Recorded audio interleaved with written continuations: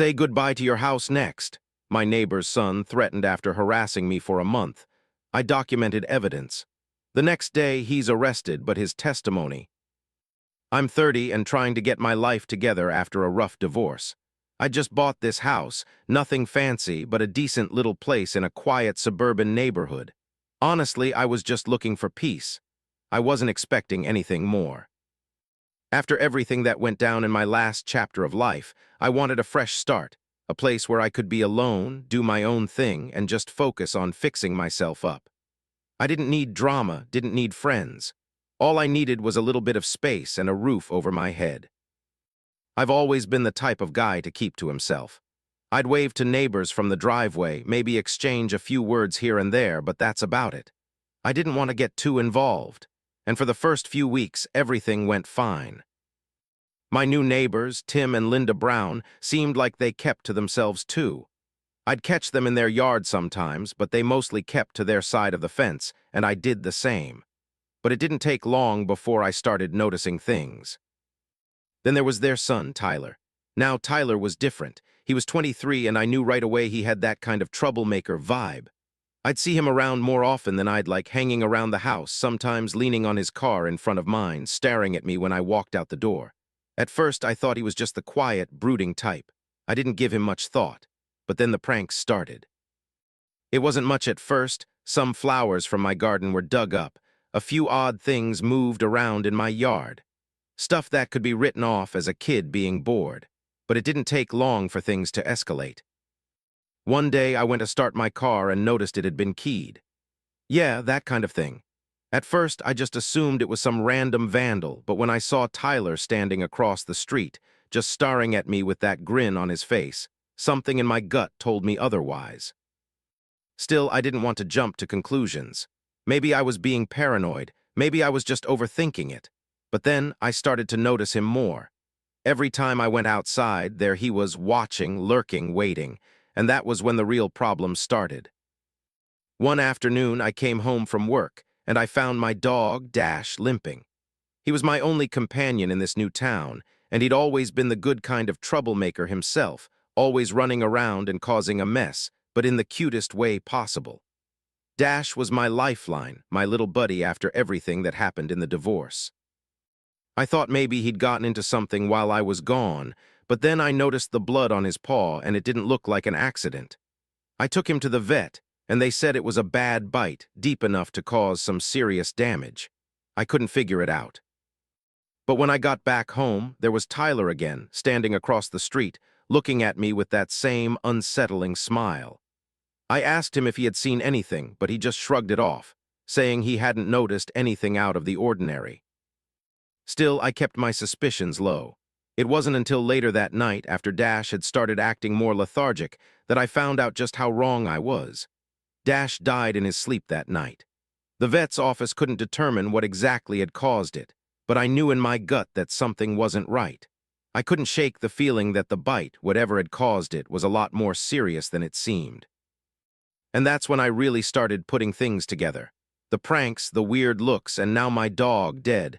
It wasn't just some bored kid acting out anymore. It felt personal.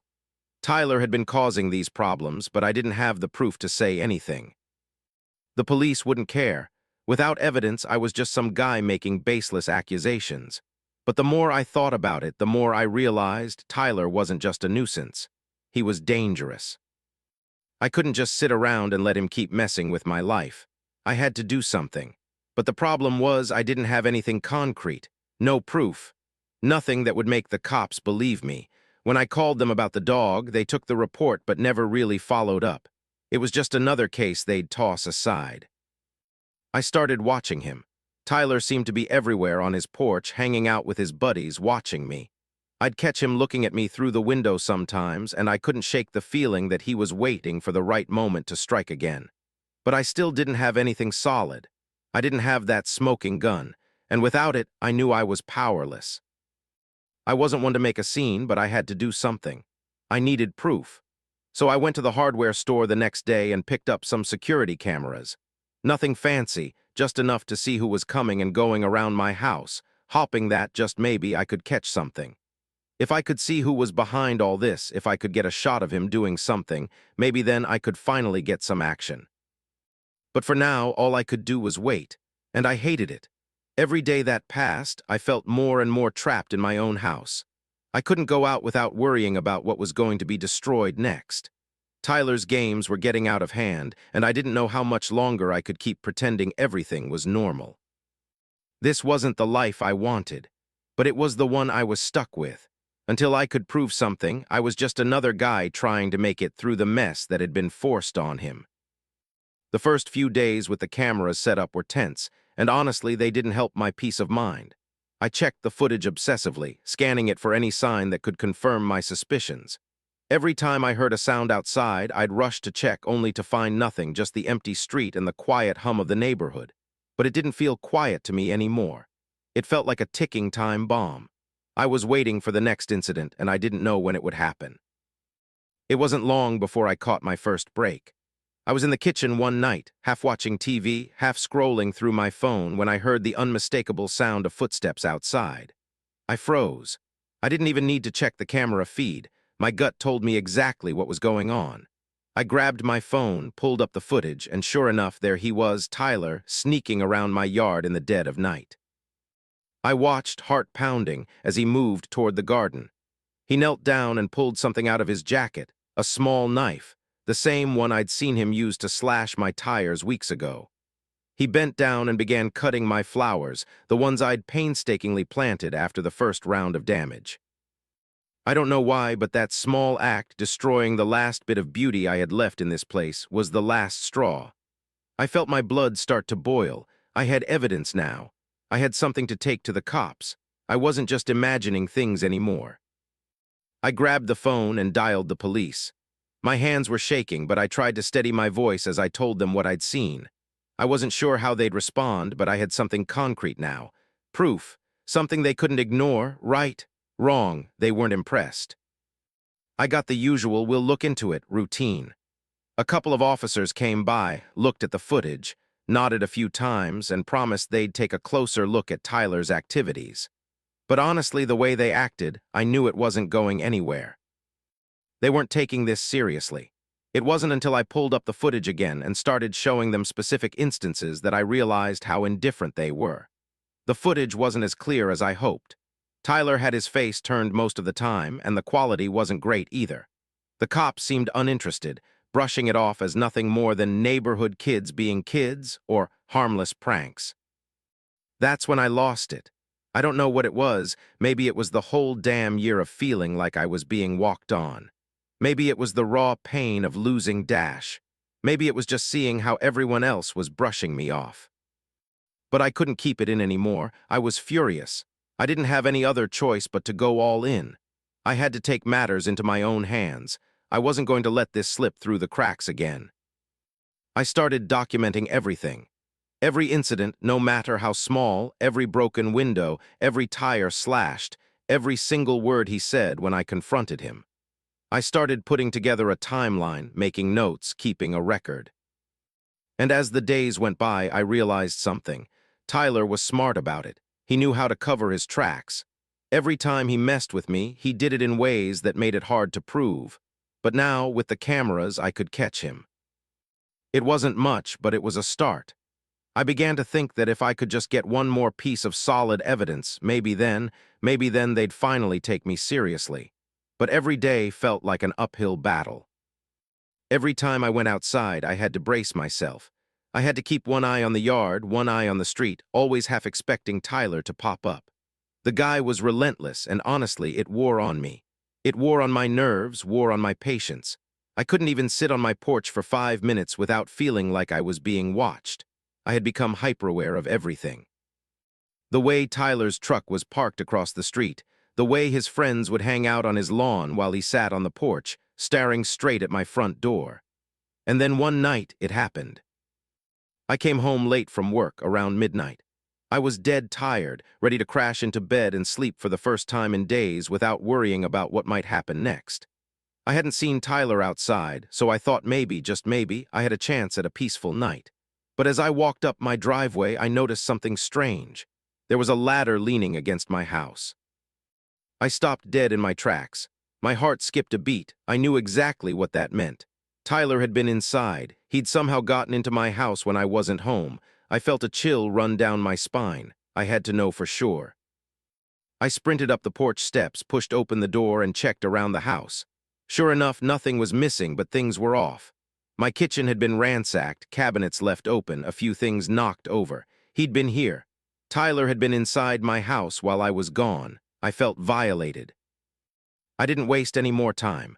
I ran to the camera footage and checked the angles I had on the front and side of the house. There it was.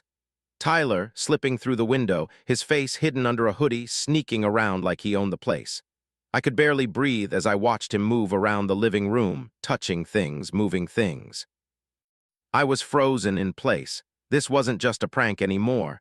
This was stalking. This was breaking and entering. I wasn't going to let him get away with this. He was taking things way too far. I called the police again, this time not just about vandalism. No, this was bigger than that. It was a violation of my home, my space. I demanded that they do something about it. When the cops showed up, they didn't look impressed at first. They saw the footage, heard me talk about Tyler's history of harassment, and they shrugged it off. Again, they told me they'd look into it, but I could tell they weren't really doing anything.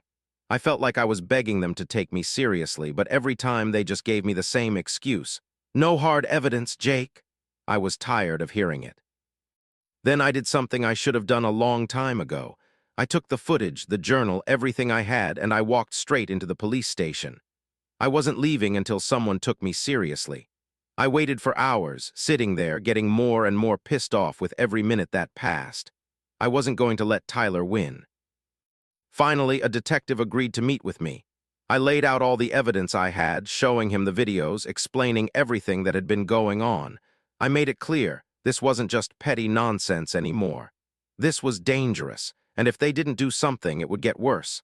I needed their help. Finally, for the first time in weeks, I felt like I was getting through to someone. The detective said they'd take a closer look and promised to investigate Tyler further. It wasn't much, but it was something. As I left the station, I felt like a weight had been lifted off my shoulders. I still had a long road ahead of me, but at least now I had a shot. I had proof, and I had the police on my side. It felt good, like, for the first time, maybe I was going to get justice. But even with all that, I knew Tyler wasn't done. The worst wasn't over, not yet. And I had no idea just how far he was willing to go. The days following my visit to the police station were strangely quiet, almost too quiet. It felt like everything had calmed down, but I couldn't shake the feeling that it was just the calm before the storm. I knew Tyler wasn't finished with me. He wasn't the type to back down easily, and now that I'd gone to the cops, I figured it was only a matter of time before he came back with something even worse. I stayed vigilant. Every time I left the house, I checked the cameras, hoping to catch something on tape. I became obsessive about it, watching the footage like a hawk. Every car that passed my house felt like a potential threat. Every shadow seemed like a person lurking. I couldn't relax. The fear was still there, gnawing at me, even though Tyler was supposedly being investigated. But as the weeks went on, nothing happened, at least nothing obvious. I kept seeing Tyler around, but he didn't do anything overly suspicious. He'd stare at me from across the street like always, but the pranks seemed to stop. My yard stayed intact. My car stayed untouched. It was almost like he was waiting for something, or maybe he was biding his time, knowing that I had set the wheels in motion with the cops. I tried to get back to a normal routine, but it wasn't easy. I couldn't shake the feeling of being watched. I'd get up in the morning and go about my day, but every time I looked out the window, I half expected to see Tyler standing there, plotting his next move. The anxiety was draining. I wanted my life back. I wanted to go outside and not feel like I was in constant danger. Then one night everything changed. It was late. Around 11 p.m. I was sitting on the couch, flicking through channels, trying to unwind. My mind wasn't exactly at ease, but I was doing my best to pretend like it was. That's when I heard the sound. A knock, soft at first, almost too quiet to be heard over the TV, but unmistakable once it registered in my brain. My heart skipped a beat. I froze. I didn't know who it could be at this hour, but I wasn't about to answer it without checking first. I pulled myself to my feet and crept quietly toward the door, peeking through the peephole. My stomach dropped. It was Tyler. He was standing on my front porch, a smug grin on his face, holding something in his hand. I couldn't tell what it was at first, but I didn't care. He was here. After all this time, after everything I'd gone through, he was standing on my doorstep like he owned the place. I backed away from the door, trying to stay calm. My heart was pounding, but I knew I couldn't just ignore it. This was it. This was the moment I had been dreading, the confrontation I'd been steeling myself for. I grabbed my phone and dialed the police, keeping my voice steady even though my pulse was racing. Someone's on my property. It's the guy I've been reporting. I need someone here now. I didn't hang up. I stayed by the door, trying to listen for any noise outside. I heard him mumbling to himself, but I couldn't make out the words. A few minutes later, he slid something under the door. I took a deep breath before opening it carefully, my heart still thumping in my chest. There on the floor was an envelope. I picked it up, hands shaking, and ripped it open. Inside was a single sheet of paper scrawled with a message: "Say goodbye to your house next." I stood there staring at the note, my blood running cold. I knew Tyler was dangerous, but this felt like a real threat. It wasn't just a prank anymore, it was personal. I didn't wait. I called the police again, this time frantic. They promised someone would be there soon, but the minutes felt like hours. I couldn't sit still. I paced around the house, peeking through the window, checking the front door, waiting for some sign that Tyler had left. Finally, the sirens wailed in the distance, and I breathed a sigh of relief. The cops arrived in minutes, but by then, Tyler was gone. He wasn't in sight. I handed them the note, and they immediately took it into evidence. The officer took my statement, asking me about everything that had happened since Dash's death. I felt a sick knot in my stomach as I told them everything again, how Tyler had been tormenting me, how I'd been trying to get help for months, how this note was the final straw. This time it felt different. The cops were actually listening. "We'll keep an eye on things here for now," the officer said, his tone more serious than before. "We'll increase patrols in the area, keep the cameras running, and keep the evidence coming." For the first time, I felt like I wasn't alone in this. It wasn't much, but it was something. The next few days were quieter. Tyler didn't show up. No more notes. No more weird phone calls. I half expected something to happen every time I stepped out the door, but for once it didn't. The quiet made me feel uneasy, though. It wasn't peace, it was the calm before the storm. And then a few days later, I got the call. It was the detective I'd spoken to earlier. "Jake," he said, "we've got him. We arrested Tyler Brown tonight." My heart skipped. "What for?" "For a break-in," he replied. "He tried to break into another neighbor's house down the street, and when we searched his place, we found evidence linking him to other incidents, your house included. We're building a case." Over the next few weeks, the police continued their investigation. They interviewed Tyler, but of course, he denied everything. His mother, Linda, as expected, backed him up, claiming it was all just a misunderstanding. But the evidence was piling up. The cameras, the notes, the reports, I knew this time it was different.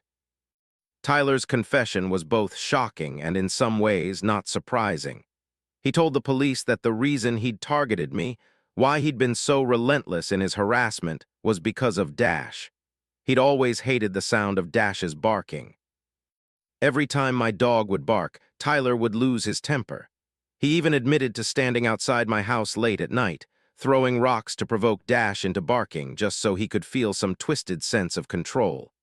When Dash would get loud, Tyler would get angry. It made his blood boil. The anger in me came rushing back, but now it was mixed with disbelief. How could someone's jealousy be so twisted? How could something as small as a dog's barking drive someone to do this? I didn't know what to feel anymore. I just knew that Tyler had crossed a line that would never be erased. Tyler was convicted of harassment, vandalism, animal cruelty, and several other charges, including breaking and entering. His mother, Linda, sat behind him, glaring at me the entire time, her expression still one of denial. But she couldn't change the facts. Tyler was going to prison, and I was finally able to put this chapter of my life to rest. But as I walked away from the courthouse, I realized that the scars from this experience would stay with me for a long time. The house that had once felt like a fresh start now felt like a battle zone. But the truth was, I'd fought for it. I'd fought for my peace, for my safety, and for my sense of security. It wasn't a fairy tale ending, but it was mine, and it was enough. In the end, I learned that sometimes you have to fight for your peace. You have to stand up for yourself, even when the world seems stacked against you. I thought I could live quietly, stay out of trouble, and just enjoy a simple life. But Tyler showed me that sometimes things aren't that simple. And even when it feels like you're losing, you still have a choice. Maybe things will never be the same, but at least now I know I can protect what's mine. And that's a lesson I won't forget.